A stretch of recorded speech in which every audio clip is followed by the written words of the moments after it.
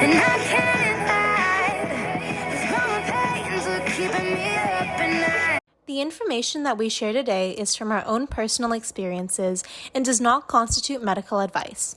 We do not endorse any products or services. Any said products or services mentioned on this podcast may not be suitable for you or your condition. Please consult with your physician if you have medical questions as it may pertain to your condition. I wanted to come on here and share some exciting news. This month is March, and March is also known as Juvenile Arthritis Awareness Month.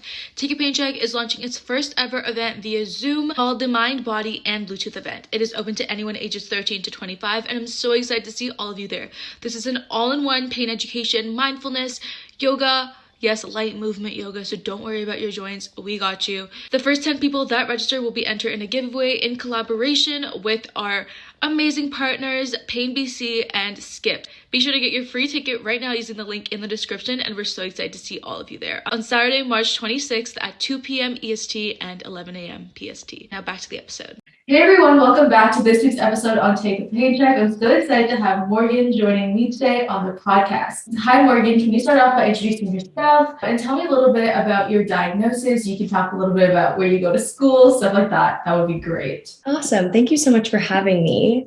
So my name is Morgan. I'm 19 and I'm from Toronto. I'm currently a second-year student at the University of Guelph, where I'm majoring in human nutrition. I'm also completing an emphasis in dietetics and a minor in marketing. I'm hoping at the end of kind of my education that I will become a registered dietitian, hopefully in a clinical setting, but then eventually I would like to run my own practice, hence the marketing minor. Wow. Okay. That's really cool. I did not know that about you. And it's really interesting to hear that now, especially because just for everyone, Morgan and I have kind of been seeing each other every single week on a Zoom call since January 2021. And it's great to kind of hear the different things you're doing for your education. So you mentioned dietetics and all of that.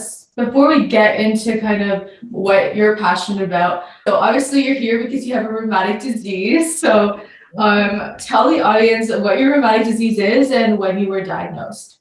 Okay, so I have juvenile idiopathic arthritis, just JIA, and I was diagnosed when I was 8. So I've had it for 11 years now. How has that kind of changed? Like ever since you've been diagnosed to now, do you think like your symptoms have changed? What were your initial symptoms and how has that changed over time? When I was diagnosed, I was at such a different part in my life. I was, 8 years old. I don't even remember even feeling the pain at the beginning. And so I was not really diagnosed very quickly because I was just an active kid living my life with some swollen joints. It was fine. I think every part of it is just so different. The medications, the care that I'm receiving, now versus then. Who I tell, imagine telling your 8-year-old friend you have arthritis. What kind of support are they really going to provide for you? And how are they expected to respond to that? I know as an 8-year-old, I would not have known how to respond to it. So it just everything is so different. So what were specifically the joints that were affected when you were diagnosed?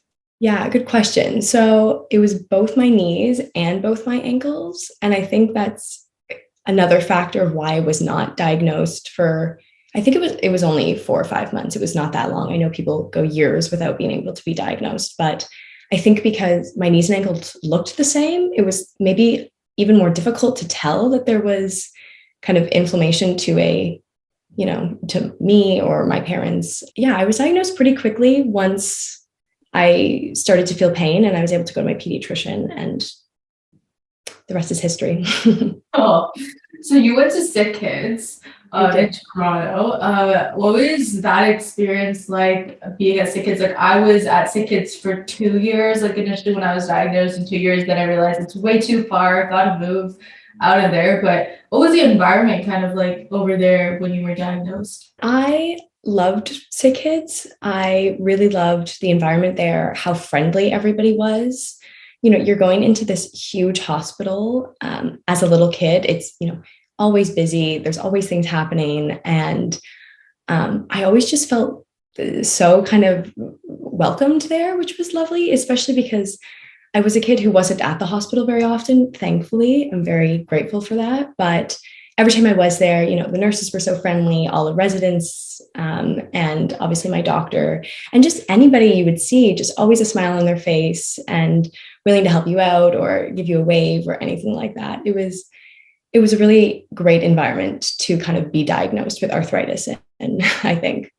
Yeah. And like it kind of sounds sad sometimes. I feel like when you like I remember when I entered the hospital, like I felt really sad just like in that environment, knowing that there were other kids going through worse things than me. And like you mentioned, it's so important to be grateful about your situation. But when you do enter kind of that rheumatology department, it does feel like you're not alone and you're kind of in that, you know, enclosed bubble and space where there are people you could talk to and trust. So let's talk a little bit about the healthcare professionals and allied healthcare people that work with you. Like, was it just a rheumatologist at SickKids, or did you have like nurses?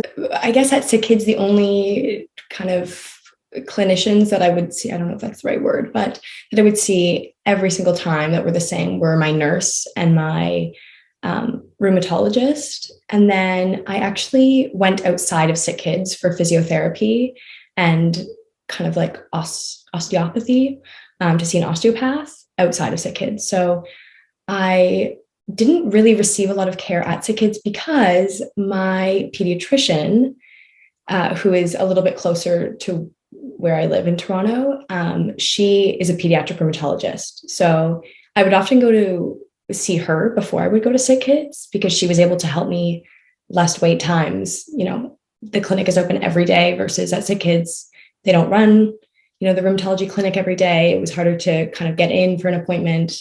So I would honestly go to her often and she would refer me to see a specialist if I needed anything. So your pediatrician was a pediatric rheumatologist. I am pretty lucky. Yes, it was. What a coincidence. Maybe a year before I was diagnosed with arthritis, my previous pediatrician had to end her practice, and there was this new pediatric kind of family pediatrician, I guess. And she took over the practice, and obviously when I went in to see her, she had just come from being a pediatric rheumatologist at SickKids. So she diagnosed me in an instance, obviously after getting blood tests back and everything. But she was just, it was so nice to have kind of like double the support because I would see her and then I would also see my specialist at SickKids. So I never had like a pediatrician. I had like a family doctor. Let's talk about kind of your medication journey. So I know that you were on remission from 13 to 17, which is really interesting. And then your arthritis kind of came back. So prior to your remission period and when you were diagnosed, what medications were you taking? So prior to remission, I was just on naproxen and methotrexate. Okay. And then, yeah, those were the two medications I started on, and the only medications I was ever on for the kind of like first 5 years of having arthritis. Okay, so when did you know you were kind of undergoing remission? Like, how did you know when it was time to start medication? Oh, that was such a nice feeling, going to the doctor and then kind of, it happened over maybe 18 months that they just started to kind of lower my dosage of my methotrexate. And then we would wait kind of like 3 to 6 months, and then they kept lowering it. And it was a very slow process. And I was feeling virtually no pain at that point, or kind of like stiffness or anything. And so it was actually really frustrating to me, I remember, because I just wanted to be off this medication that made me feel so terrible every week. And, you know, I wasn't feeling the arthritis, so why did I have to be on it? But in hindsight, I'm happy I was able to be on it so that I, you know, eventually could go a couple years without it. But yeah, and then eventually it was just like, okay, we're going to see for 3 months. You're not going to use any methotrexate. And I was just on naproxen, which is, I think, basically just a painkiller. Mm-hmm. And then I took naproxen kind of every so often during my remission because I would get kind of these mini little like 1 week flare-ups, but nothing to be concerned about, I think. Okay. Wow. There's a lot of stuff that was kind of happening at 13, because you were 13 at that time, where you kind of were in remission. Were you the one who kind of went to your physician and said that you were feeling a certain way and you think it was time to get off the medications, or was it like your parents? I was not. They just kind of suggested it as my symptoms got better, my pain like went down. They were just able to lower the dosage, and I guess they were definitely the one who initiated it though. Well, yeah. So how did you feel knowing that it came back after so many years of being in remission like this? This arthritis is back. What was going on in your head? It was a really, really sad time, if I'm going to be honest with you. I was not really doing so well kind of mentally during that time. And then this arthritis coming back was just the cherry on top to everything.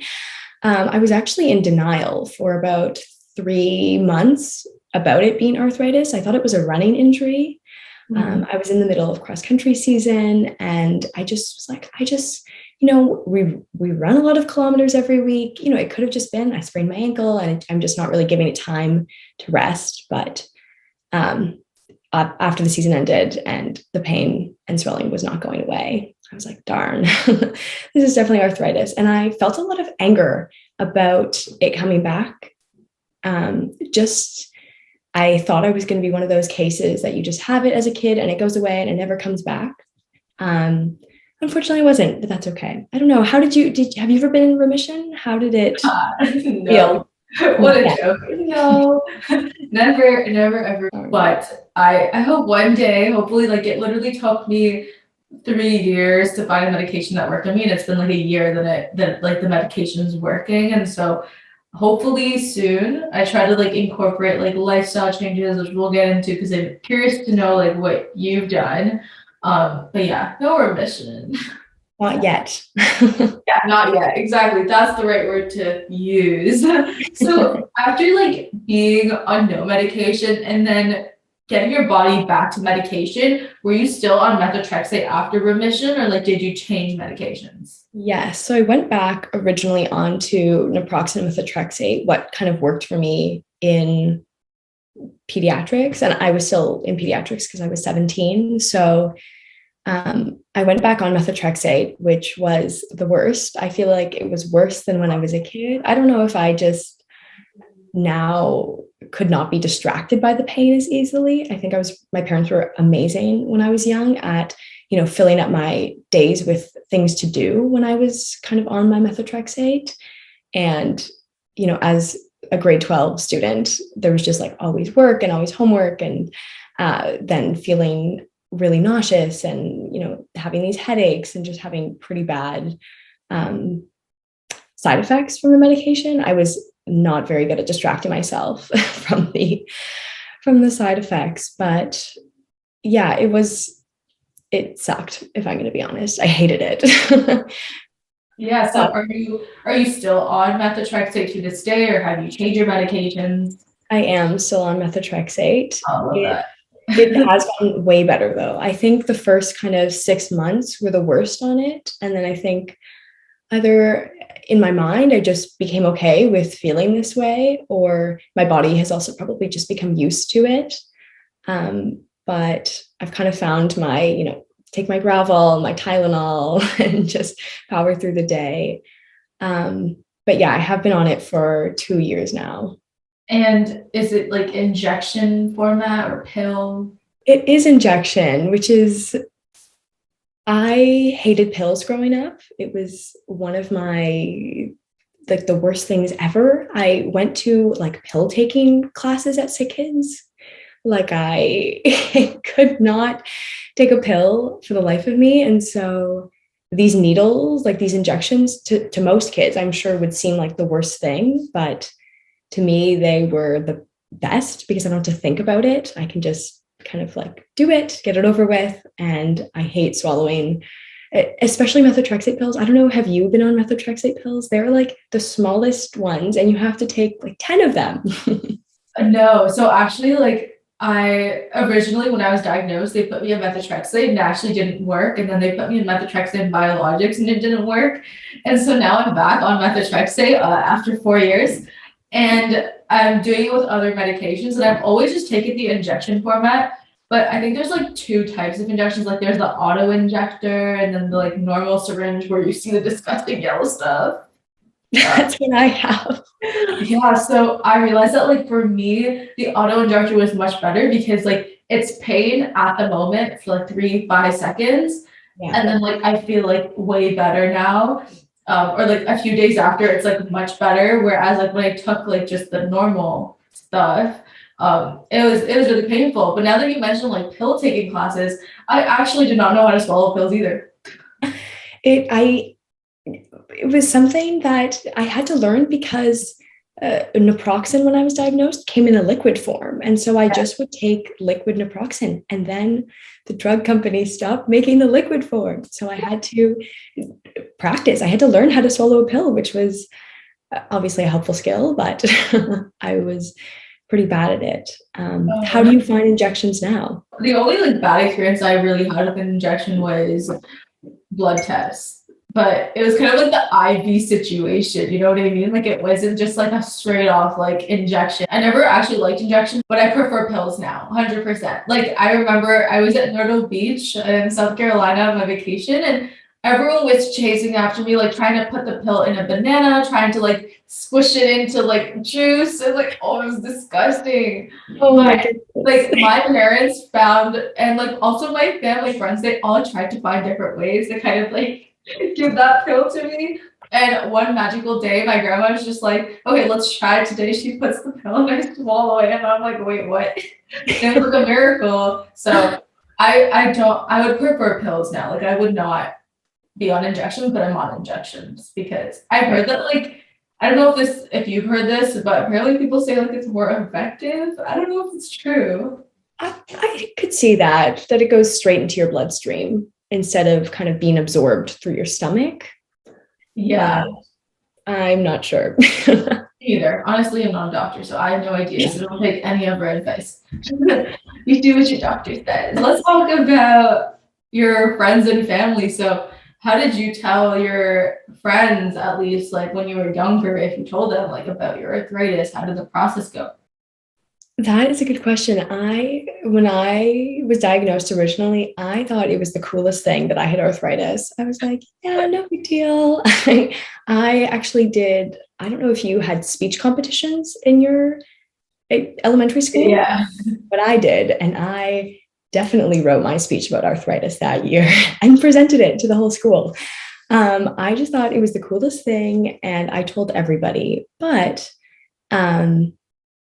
that was not the best thing for me to tell everybody, because as I kind of already mentioned, how is an 8-year-old going to react to arthritis? They don't know what that is. They don't know kind of like what you're feeling, how to support you. And obviously I would not, as an 8-year-old, be able to support anybody with arthritis. Yeah. So it makes sense. And I think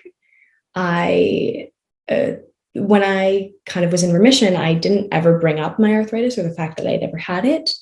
And I switched to different high school. So when my arthritis came back when I was 17, none of my friends knew that I had arthritis. They had no idea. And I was really hesitant to tell people because I didn't know how they were going to react and how they were going to kind of, if they were going to be able to support me, and if I wanted to kind of, I almost saw it as I was going to burden people, which in hindsight is terrible. You want people around you to support you, but I felt like I was going to be a burden on them if I told them that I had this and this was happening, because I just didn't know how to deal with it. Because I think as a kid, I had some people say some not so nice things to me about it, and, make some comparisons to, oh, my grandma has that, or things like that. So I definitely kept kind of a small circle of people that I told, especially when I went on methotrexate. I was like, I have to tell people I'm on this on a school day, and I just feel awful right now. But, and then actually I found with kind of being a little bit more active with Pacer, that I don't know why I've been so hesitant to tell people, and that really it's no big deal. And to kind of just inform that this is a thing that young people can have. And now I wouldn't say I go around telling everybody, but I am way more open to just, oh, sorry, I actually can't do that today. I'm not feeling well. My arthritis is kind of flaring up, which is a big step for me. And I've come a long way, I think, from from my remission days and kind of being 17 when it came back. Yeah, I think like especially in high school, well, at least for me, I didn't really like explicitly tell anyone that I had arthritis. It was more so based on like observations. People ask me questions. Like if I had to like get a scribe on one day or had to go to like student success services to like write my test, like obviously people have questions and obviously they're curious. Yeah. Oh, it's really tough in high school. I definitely feel your kind of difficulty with telling people and being open. And I was already receiving a lot of support at home from my family. I didn't necessarily need to feel a need to tell my friends because my parents were so supportive. I don't know if you felt the same way. How did you get your support if you didn't tell anybody at school? In grade 9, I told one person. And then based on me telling one person, it was kind of just like they knew that I couldn't, draw music notes in music class with my hands, like things like that. And so people asked me, and then I started slowly being like, oh yeah, like I have arthritis, like, but it wasn't really like I would go around and be like, I have arthritis. It was like, okay, if you really had questions, I would tell you, but I wouldn't really give you too much detail about it. And I think my friend group kind of realized like it wasn't something we needed to really discuss. It was kind of we were in this group, and if Natasha like couldn't do something, then we would just have to do something else and accommodate her. So I felt like they were really nice in that way, where I didn't really have to explain too much about what was happening, and they understood. I only told like a few of my close friends in like grade 10 and onwards. But I felt like if I was supported in school, I felt like I just needed to tell my teachers. I don't know if you felt that way. Yeah, I actually didn't tell any of my teachers, and I always hesitate to tell kind of bosses or teachers just because I hated how adults as a kid would actually respond to my arthritis the most. I think I kind of can brush off, how a kid is going to respond to arthritis, but and maybe my expectations were too high to how they would respond, but I actually just never felt like people were able to just be okay with it. It always was kind of made a big deal. And I didn't like that because I didn't really like to be, because I never had it in my hands or my wrist so far, knock on wood. I didn't really need any kind of like accessibility. It was more of just my medications that sometimes I'd have side effects, but I just did not want my teachers to know because I didn't necessarily need anything from them. Yeah. And I was like, it's not really their business. Yeah, I think especially in like high school, there's so many teachers that actually like invalidated like what I was going through. So I totally understand. And it's very easy for it to be hidden. It is literally invisible. Like if I were to walk at school right now, like you wouldn't know there's something wrong with me. But I get it. Like I feel like I had to though, because like you mentioned, like mine was specifically my wrist and my fingers, right? So basically everything I did had to do with that in school, right? So I had to tell them. But I think the student success services were like the most accommodating people. Like I could always go there. Like literally used to cry there too. But and how did you get from, telling this tiny little bubble of kind of people that you trusted and supported in high school to now running this arthritis podcast? How did you kind of like get over that? Oh man, I still like every single day hope that someone on my story doesn't look at my story, and when I post to promote it, it's always just like, oh, please don't look, but like also like go follow us. I knew it was grade 12. Like I still wasn't very public about it at all. Like there was no arthritis content on my personal account till grade 12. And so during the pandemic, I'd say like literally in March is when I started to kind of get out of that, advocate for myself, but also advocate for others.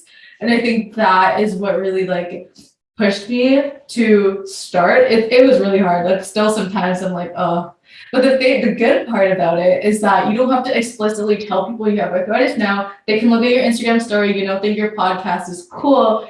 like read about it, and then you don't have to have those awkward conversations because I know, but it's still awkward because I feel like sometimes people watch the podcast and like they know I have arthritis, but I haven't told them yet. Do you know what I mean? Oh, yes. It's like weird. It's like I'm friends with you, but I haven't like explicitly said like, oh, by the way, like I have arthritis, but like taking a paycheck is a thing. But it's like, oh yeah, check out this guest this week talking about their journey. You know what I mean? No, I think you do an amazing job at promoting it and promoting your guests.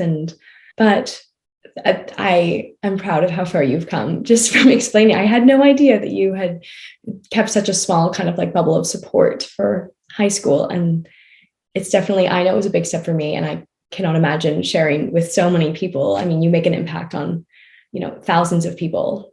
I think that's the thing. I think like we don't realize how far this can get. I think over like, because I could have stopped, you know what I mean? Like in March, like I would have done like one episode and I'm like, oh no, I'm scared still. Like people are judging me. But I think after like so many years of having it, and you've had it longer than I've had it, you kind of realize that like this is your life, and if people have an issue with it, then that's a them problem, and you don't need to like be associated with them. Absolutely. So you're currently in a transition clinic at the Women's College Hospital. First, maybe you can start off by describing what a transition clinic is, and then how that process kind of happened and who supports you there.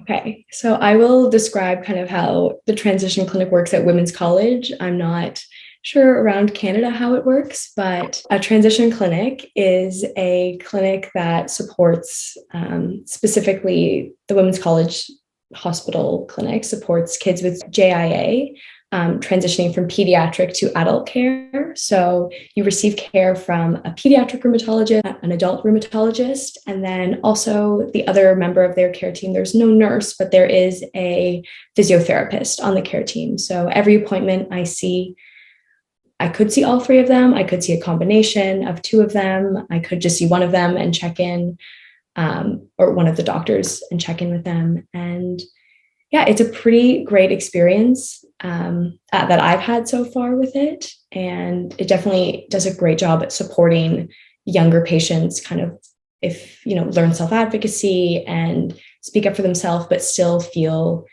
comfortable in the environment, I would say. It's not the same as, what I've heard when you just go to an adult rheumatologist and you're surrounded by maybe some more kind of geriatric patients rather than, young people and people your age.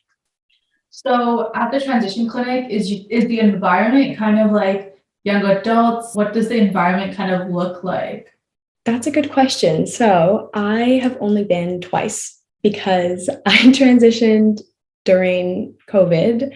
So most of my appointments are virtual, but the two times I've gone, it is, first of all, Women's College Hospital has a pretty inviting environment, in my opinion. So that's a great first step. And because the clinic is so small, it's really just kind of like one little waiting area. And it's hard to really say what the environment is like because I've only been to the hospital during COVID, and there's less patients. They're seeing patients kind of simultaneously virtually, while also seeing me. But when I've been, there's been young people sitting in the waiting area, some with a parent or a support person, and yeah, it's been nice. It's been less of a jump than I could imagine if I were to have just gone to an adult rheumatologist. So you're allowed to bring like a support or a parent at a transition clinic. Like that's legal, because I've heard that adult rheumatologists, not all of them like when you bring a parent.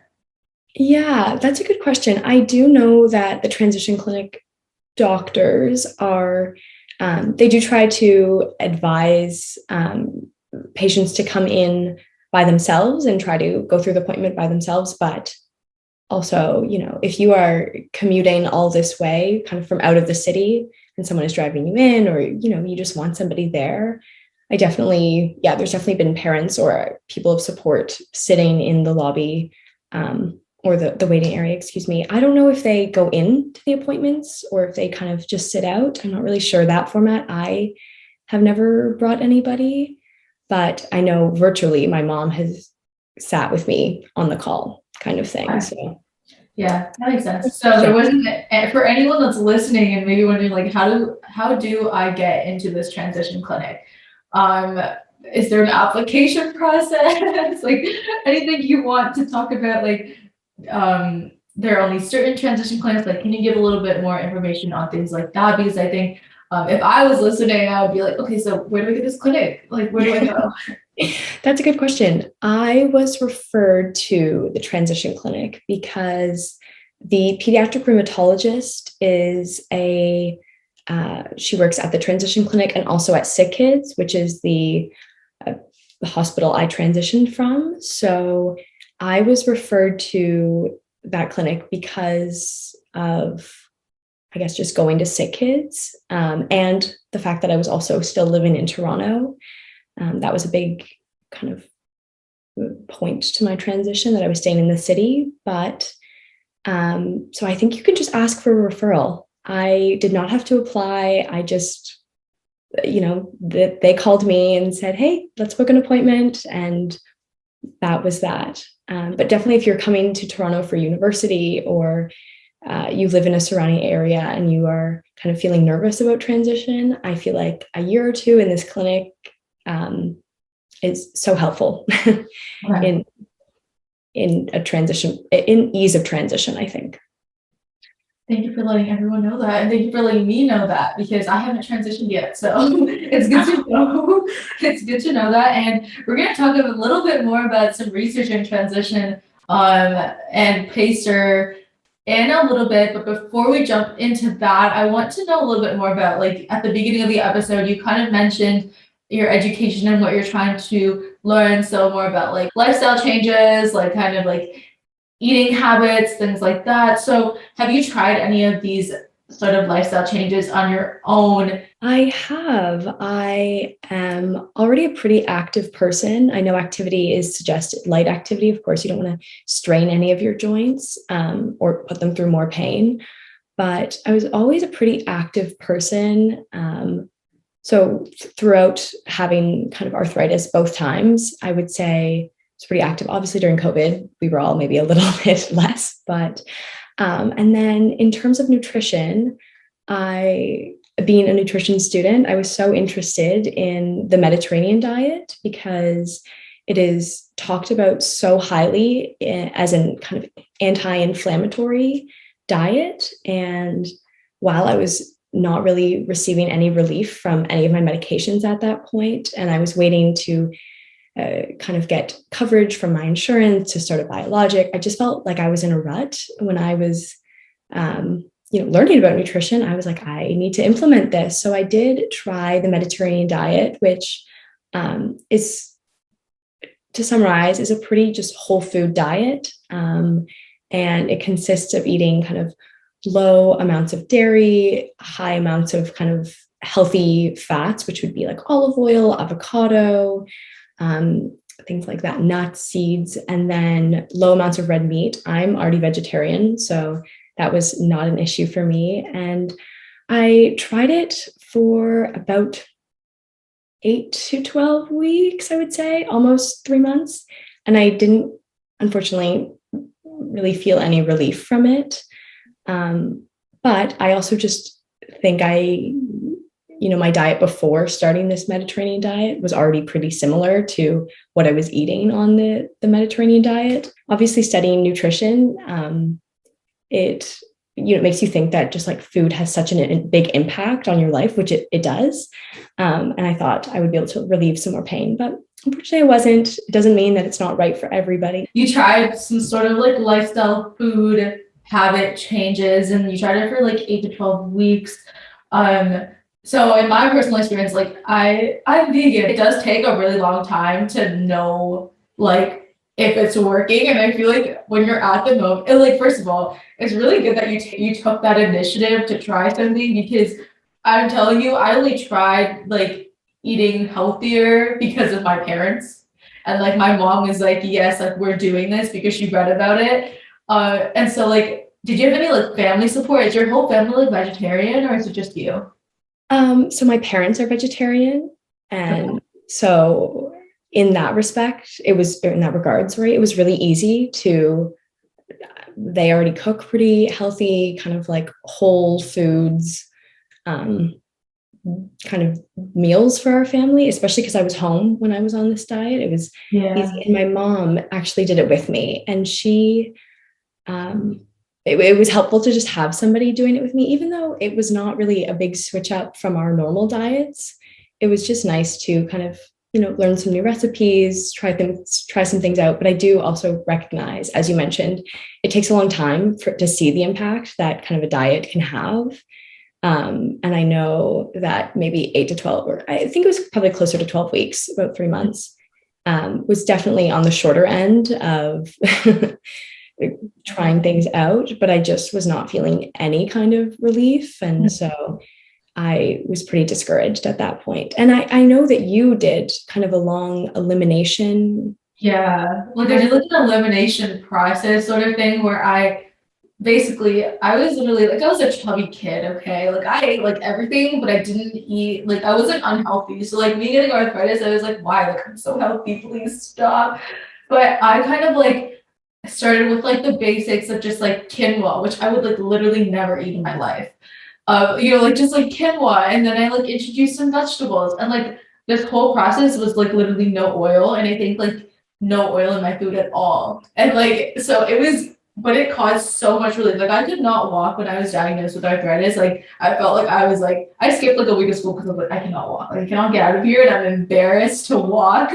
Or like to get up, so I'm just not going to. And my mom, she did some research on like food and healthy eating and whatever, and I started this elimination diet where I kind of just like started with the basic foods and then added like some fruits, added some vegetables, and it took at least up to like a year to be dedicated to this. So I understand like the social aspects of going out with people and not being able to eat like what everyone else is eating in high school is very hard. I believe it. A year. Oh my goodness. I'm going to put my nutrition hat on right now and ask you a question.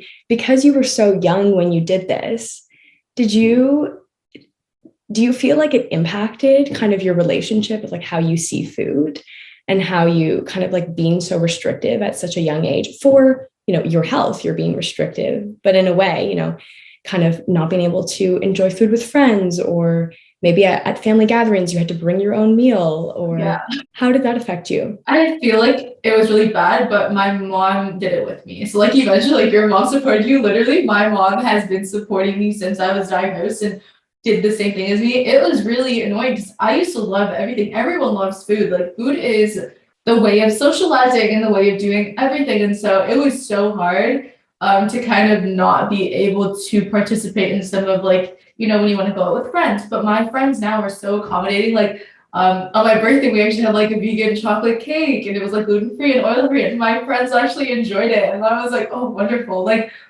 it's not like they're going vegan for me, but like they accept the fact that it could taste good. And also like they won't make like comments about it. If we go out, we will take our own food. We wouldn't have to go, buy food, and I would just bring my food. So they've like kind of accommodated me really well. Initially, it was really hard. Like in grade 8, we had like pizza day and stuff. And I was just like, oh yeah, can't eat pizza. Oh, that sucks. But I'm so glad that you have such a supportive group of friends, and seems like it really made a difference to have great people around you. Yeah, I think definitely like support in any aspect, like friend support or family support, it really motivates you to try things. Everyone has their different ways of kind of, like you mentioned, like some people say that if you have like less salt, the inflammation levels are less, like things like that, right? Like everyone has their own way of like, I don't know. I think in the end, everybody is different. Absolutely. I think, something that worked for you might not work for me, or vice versa. And that is, it's so true. It's crazy how nutrition and what we eat impacts us all so differently. Honestly, 12 weeks is an accomplishment. Like, I think it's very difficult. It's so difficult to do it forever. And I think like in the past 5 years, like I've cheated like 1 month. Like I went to Mexico over the summer. Like I ate some things that I probably shouldn't have eaten, and I was in so much pain. Yeah. Wow. I didn't realize that the nutrition had such an effect on you that you were able to feel the effects after just kind of like a vacation of eating. Oh yeah, 100%. Like I not only did I gain weight eating so much, I also felt like my feet were hurting because now that I think about it, like it was like, okay, yeah, like it's your body weight kind of impacting your feet. Okay, let's finally kind of end off with talking about how we know each other. So Morgan and I actually know each other from the Patient and Community Engagement Research Program through the University of Calgary. And so I think it would be nice to kind of give a brief introduction of what that is specifically. Like I just like literally mentioned the name, but maybe talk about what that is and what we've been kind of researching. And then you can tell me a little bit about your favorite part of like the whole course and the whole year. Okay, awesome. Well, Natasha, please help me with this definition. We've been working on this project together through the University of Calgary, obviously PACER, which is a program that allows patients to kind of become the researchers and conduct research on kind of their fellow patients. So I think the impact that patients can have on one another and just being there, able to support them during the research is so powerful, and nothing like any kind of researcher or doctor coming in to talk to you or hear about your symptoms or, you know, fill out a survey. And it's quite incredible the amount of support that you feel in these focus groups that we held, and it's just been such a good experience. What did I miss about PACER? Honestly, I think you got everything. It's literally just research, and I think especially being university students, I wanted to ask you, like, did you have any doubts before you decided to join this year-long program? Did you have any doubts before you joined the program? I know I did, because I was like, oh my god, this is a lot of work, but it's actually really fun. So I did have some doubts, especially around qualitative research, to be honest. I was, as a kind of student studying a lot of STEM courses, nutrition is kind of a STEM degree. And I just saw myself, if I was going to conduct research, it was going to be in some lab doing some sort of food science related testing and research. And I didn't know how to conduct. Obviously, none of us knew how to conduct research, but especially qualitative. I just was so scared of saying the wrong things and kind of, well, what if, what's going to happen? What if they don't want to talk to us? What if there were so many what ifs in my brain? And I was really, really nervous, but I'm so happy that I went ahead with it, especially because going into it, we're patients. We're not expected to know how to conduct research, but we did these courses that taught us, and we were all there to learn together and support each other through it. So exactly. What has kind of been your favorite part of the program? I think our report, first of all, I think we found some really valuable information, and I can't wait to hopefully be able to kind of disseminate that and share that information to support other kids with rheumatic disease and JIA go through their transition. We should talk about that. What was our topic? Our topic is exploring the process of transition for JIA patients from pediatric to adult care. Yeah. And because it's very relevant to all of us, we're all young people who were conducting this. And obviously we were talking to young people who had transitioned or were in the middle of transitioning.